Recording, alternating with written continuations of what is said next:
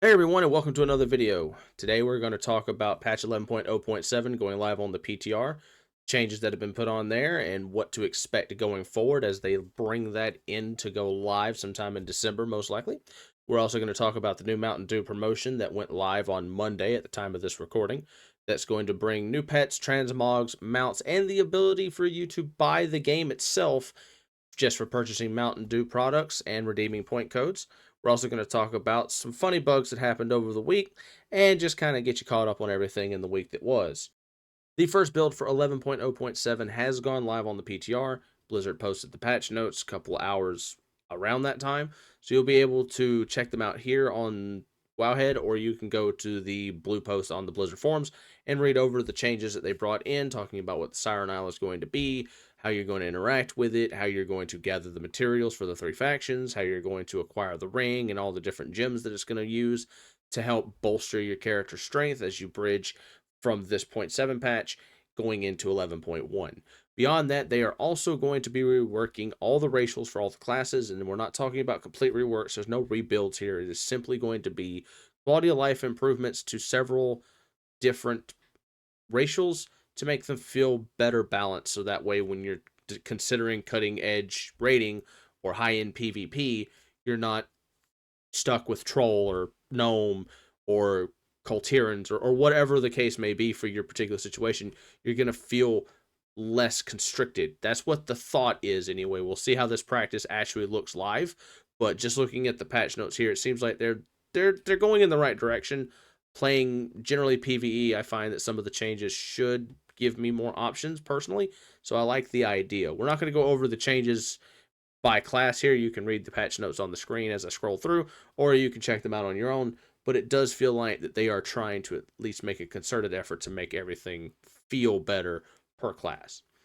Beyond that, we're also going to be getting cross-faction dungeon groups finally. So if you have Alliance friends or Horde friends and vice versa, you'll be able to queue together as long as you have a pre-made. You can't replace anyone if someone leaves, so like you can't just re-queue and pull someone else. You would have to refill the group naturally, but now you don't have to run to every instance together, even if you're just doing normals or heroics. You can queue into the system, and you'll be able to join the dungeons that way. The other big thing coming in the patch is going to be profession changes. They are planning to release a specialization respec option, and they're going to be balancing the crafting system around that idea. So, with that being said, multi-craft and resourcefulness are being tweaked. You are going to lose some multi-craft. You're going to gain some resourcefulness. So, they are trying to flip the way those work. Now, I'm not huge into the crafting system, so forgive me for not being the most knowledgeable on how that's going to impact economy, meta usage, and every profession, crafting profession. So forgive me for not being able to touch on, immediate thoughts. But the two that they've put up here is that tailoring and inscription, you're not going to get as many bonus additional goods from the multitasking tree because of the change to multi-craft, but you will be able to get more hopefully out of resourcefulness. That's kind of the idea, is to make resourcefulness and inspiration, or I'm sorry, ingenuity, make them feel more impactful. At least that's the thought process. Plus, you'll be able to respec your tree to go around actually professing what you know you need now. Because sometimes when you start a new character and you're not necessarily in the know on professions, you just kind of go with where you think you need to be, and it can mess up the whole thing. So you have to do double farming just to kind of get to where you were. That's the way it worked for me in the Dragonflight expansion when this was first launched, and I felt kind of lost. So having this finally come into the game, it's fine now. It would have been nice last expansion, but we're here. Beyond that, the last thing that they have in the patch notes is that they're giving you macro options for the ping settings. So when they added pings into the game, there was no way that I believe to macro them with, probably not without an add-on or something. Now you're just going to be able to ping with a macro, so you can hotkey it and do all sorts of fancy stuff. So if you're a raid leader, raid assist, things like that, you'll be able to utilize these a little more fluidly than just having them bound to one key and it just makes one noise and you have to do all that extra stuff for it. So that's a nice little quality of life change. Overall, this first build doesn't look too impactful, but it is laying the groundwork for things that they're going to try and improve for the player base going into that next major content patch in 11.1. So one of the big things coming to the game in patch 11.0.7 is going to be Cersei Circlet. It is going to be the catch-up slash boost item we get this time. Like, The time before it was the Onyx Amulet, and before that it was the Punch Card Trinket for Mechagon. So these 0.7 patches generally bring some kind of power up item that's going to use a unique set of slots that allows you to build its power to help kind of keep you going in terms of power creep until we get to the next big window. Now, for this one, it's going to have 3 gem slots, and each slot's going to be able to hold a Singing Thunder, Sea, or Wind Citrine. And they have data mined 12 different Citrine gems in their effect so far for 4 for each type. So we can see the Thunder ones here look like they trigger absorb shields, boost every secondary stat. Spells and abilities have a chance to zap an enemy, dealing nature damage. So just general nature stuff on the Thunder. The Sea is going to be able to bathe an ally in restorative water that is going to heal. Then we're looking at stamina increase on this one, the second one here, and then causes attacks to deal extra frost damage. Mastery is base raised on the third one, with all other singing citrine effects increased based on your total mastery as well. And then your spells and abilities have a chance to drench an enemy in freezing seawater that bounce to nearby enemies, dealing frost damage. The last one, Wind, is going to give you the ability to bolster fire of nearby allies, healing them for whatever the percentage ends up being based on your stats for health over 5 seconds. Your spells and abilities have a chance to cast a random singing citrine effect at 100% effectiveness, so that one might actually be pretty neat if you can get 2 other really powerful gems to balance that out. Another stat raising proc, and then your spells and abilities have a chance to slice 5 enemies with rushing sea breeze, dealing nature damage to them. So they seem pretty utilitarian. They're probably not going to be as unique as I would personally like. Some of these do sound good. Again, having them on paper is one thing, and then having them in practice is another. So we'll see how exactly they interact with each other, and then see what some of them can do if they interact with other ring wearers, which I think is always a delicate balancing act, because you don't want one particular gem being so powerful in a group or in a raid where that's the only one you're going to wear, and you're going to just try and boost its power as much as you can. Kind of like the Khadgar rings from back in Warlords of Draenor, if I'm not mistaken. Those rings kind of helped creep people out of control a little bit in terms of what power they offered when you compare them together. But I don't think that's going to happen here. I do think this is just going to be that generic power boosting thing that we're used to in these 0.7 patches, and it'll probably fade out quickly as 11.1 puts everybody in a new set of gear, mega dungeon, raid type scenario, and then this thing is just going to kind of fall off and be just another trinket collectible in your bank or your void stash. Now, moving beyond the Siren Isle edition that's coming in 11.0.7, there were some other things data mined as well, including the next 2 holiday events. We're looking at the Lunar Festival, and we're looking at Love is in the Air, both getting data mined, their changes being put out there for people to see, along with some other mounts and pets that you can pick up during the patch. So right here on the screen, I do have some of the mounts that they've data mined and where you're going to be able to find them. Reigns of this Brilliant Sunburst Peafowl is going to be coming through the trading post. Now, there are no times on when exactly these are hitting the trading post, just based on some clearly easy educated guesses you'll be able to kind of figure out. I feel like this will come in the Lunar Festival trading post for either December or January. You're probably looking at the Lunar Launcher in the Lunar Festival, so you're going to have a mount you can get from the trading post for the holiday matchup, and you're going to have the mount that you're going to be able to farm for. In between, you've got, for the Turbulent Timeways event that's coming back, you're going to be able to get this Buzz Bee. So if you've been farming the bees out in the Isle of Dorn, you're going to be able to get another similar one from the Turbulent Timeways time walking event. So if you like to do that, you'll be able to aspire to earn this mount. Beyond that, we have different broom variants that are coming with Love is in the Air. So if you remember, Love is in the Air offered the Big Red Love Rocket, or the Big Love Rocket, whatever they changed it to over the years, because let's face it, everyone has a dirty mind when they think of that name, even if you say you don't. But they're also adding a couple of different broom mounts to the trading post. So different color aesthetics. This one's going to be in the trading post, and then this one's going to be in the trading post. So it's going to be the light blue one and the dark purple one, and then the one right here in the middle is going to be the one that drops from the world event. So Love is in the Air is going to be getting a new broom mount. I don't know if it's replacing the Love Rocket or if it's going to drop side by side. The idea is it will probably drop, because Apothecary Hummel is the boss, so we'll see how that drop table looks now with 2 potential mounts that you can get off of the boss and or the box of chocolates from that. Not sure exactly if they'll rework all that. Beyond that, you're looking at getting this little raptor from Johnny's. It's called Johnny's Trash Pile. So if you play Battle for Azeroth, if you walked around in Dazara lore, toward the back there was a trash pile that was a quest that would allow you to be this little raptor and go around and do some stuff. But this is that raptor. This allows you to go back for a farewell to arms, just to get that. You can farm for this. The Savage Alabaster Turtle Mount is coming to the trading post as well. And then we're getting a Prismatic Snapdragon that you're going to be able to farm on the Siren Isle, along with Shadow of Doubt, which is going to be a achievement. I believe this is a meta achievement for the expansion's next patch. But beyond that, there is not a lot of information. Says exploration, so we'll see exactly how that pans out. And then this is Thayer, the Eyes of the Siren. This is the Stormcrow, the one that everyone's been waiting for since this patch was announced. This thing has been teased for years. It's finally coming. You'll be able to earn it by doing the story on the Siren Isle. So you won't have to jump through hoops and farm rares. You'll be able to earn this over time. Then you've also got Hook Talon, which is going to be from Plunderstorm. So if you do participate in Plunderstorm, probably do all the achievements or just get it as a drop at the end of the games, you'll be able to earn Hook Talon. The Breaker Song, which is a Dreadwake reskin, they're adding in as a Siren Isle achievement reward. So that's probably doing everything on the island, doing the story and all the other side stuff. It's generally how these things come about. So you'll be able to earn this as well. And then they've got the red surfboard, which we saw in the trailer, or the little trailer breakdown for Siren Isle. You'll be able to buy this from So Easy. I believe it's probably one of the vendors for one of the reps. The X-53 touring rocket is going to the trading post. It did come from Refer a Friend, so from a long time ago, if you did refer a friend, you got this. Now it's going to be coming to the trading post. You'll be able to get this if you've been just kind of holding out.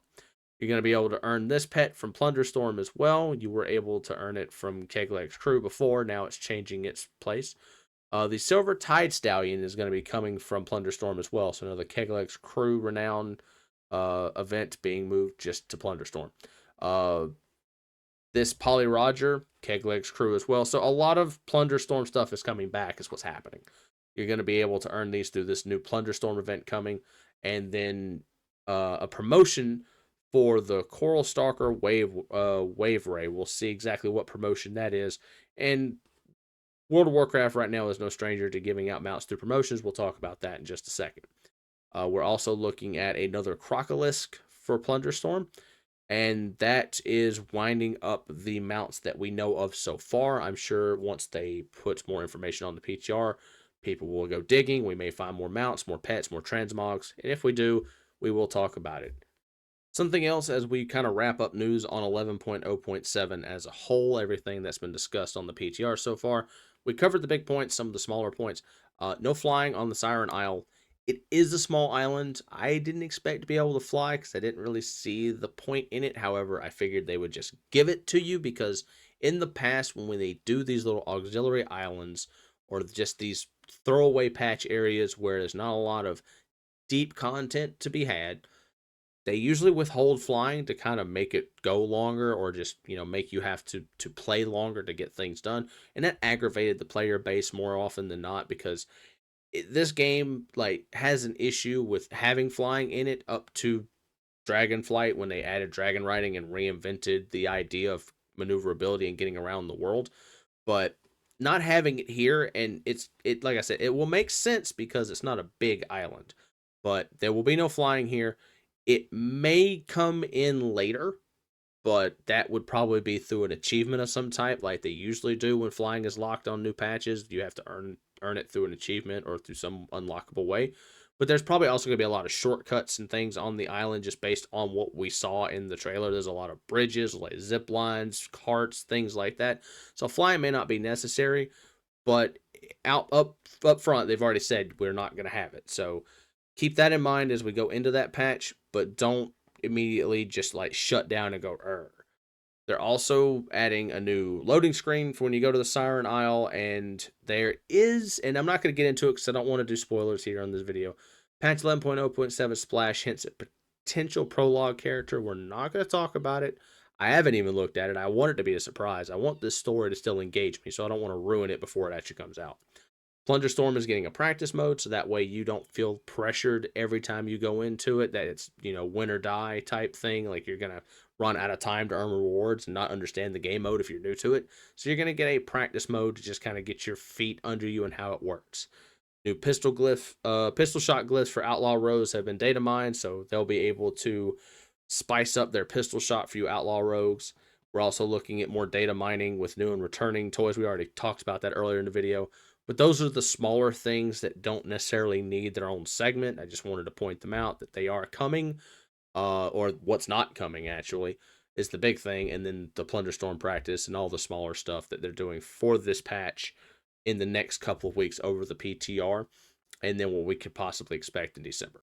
So we're going to flip from PTR to live here on the retail version of World of Warcraft and go over some things that happened over the last few days. A couple of big bugs that weren't game breaking but inconvenient to some folks. One was a potential item duping bug with warband currencies. It was either causing the currencies that you were moving between your characters to be duplicated, or it was causing guild lag for guild mates and things like that. I saw more people show pictures and proof of potential duping than I saw people complain about the guild lag. And I don't believe Blizzard's going to tell us what it really was. They normally don't, because they don't want us to try and replicate it.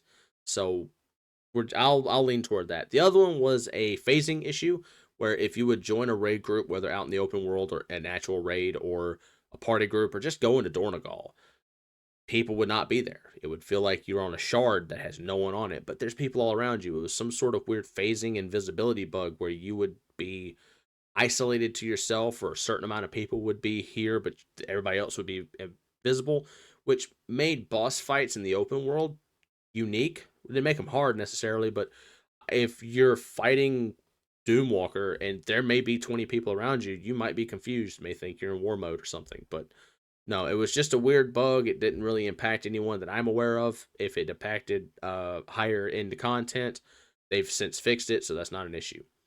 But the other big thing going on, besides the 2 ongoing celebrations and the Day of the Dead celebration that came and went over the weekend, is Mountain Dew's promotion for the new Hellblaze bike, the 2 little robots that are being released, and then some transmog stuff.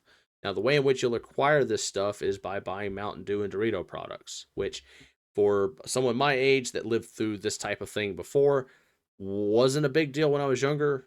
It's not necessarily a big deal now, but I'm not as inclined to guzzle Mountain Dew by the gallon or eat Doritos by the pound, because I'm not into that speed. But these are the rewards you can get, and I think 2 of the big ones are the Hate Forest Blaze Cycle, which is cool, but it doesn't fly. And then being able to purchase the Epic Edition of The War Within for 4,000 points. Depending on where you live and how much some of these products cost, it's actually a pretty decent discount. So if you want to get the Epic Edition of the game while just passively buying yourself or your kids or friends, family, however you are going to be purchasing the product, just getting the codes for yourself and putting them in on the website and then just redeeming them for, rewards, come across the game for just buying the product is not terrible. And they do offer some pretty good transmogs. You're going to get 2 different colors of an apron. You're going to get a Tinkerer's belt, the Bot Wrangler's belt, technically. The 2 bots are the Chillbot 9000 and the Throwbot 9000. You'll be able to purchase little Ragnaros through this program. Normally, he's just available on the Blizzard shop, I think for like $10. So, slight discount here. Depends on, again, how much the product is in your area. The Hate Forge Blaze Cycle, which I think looks neat. The aesthetic is fine. I wish it flew. At this point in the game, any mount you put in, special or not, needs to fly. Otherwise, it just kind of sits in your bank, or not in your bank, but on your character in your collection. Does nothing unless you want to just pop it out and show people that you bought the product and got the thing. How you're going to come across the points, they have a breakdown here of all the different products and all the different point values that they offer, so you can kind of look and see what works best for you. If you have dietary restrictions or you just don't particularly care for Mountain Dew, you can get it through Doritos. You'll be able to get it through Rockstar energy drinks, the Gamer Fuels, I want to say the different flavors here. Mountain Dew Spark Voltage sound familiar. Code Red sounds familiar. Zero sugar Diet Mountain Dew, so you'll be able to not have to just do the regular sodas. You can pick the healthier quote-unquote sodas. So you have the breakdown here on Wowhead. You can always come and check it. For my money, I went and just bought a 24 pack of Mountain Dew. I was able to get the cycle. I was able to get one of the pets. It cost me $13. If you think about where that would be in terms of the real money shop, they'd probably put one of the pets up there for $5 to $10. They'd probably put the mount up for 25. So I'll save myself about $20.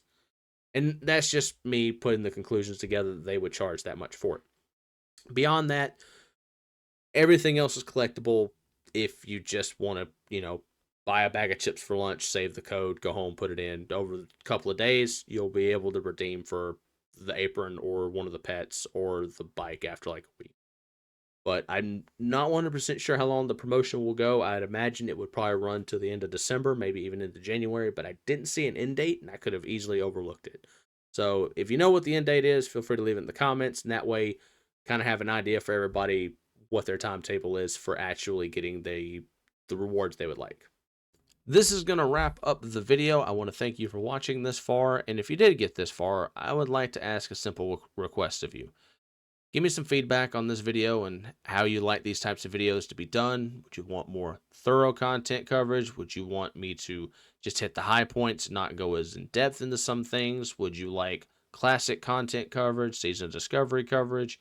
Just give me an idea on what you're feeling for videos like this, and I can see about maybe making this a better project going forward, because I plan on doing at least one of these a week, obviously, if it's a weekly recap. But I also want it to make sense for people who want to watch it, even if they listen to it in the background. But I'd appreciate your feedback on that, and thank you for watching the video. I will see you next time. Have a good day.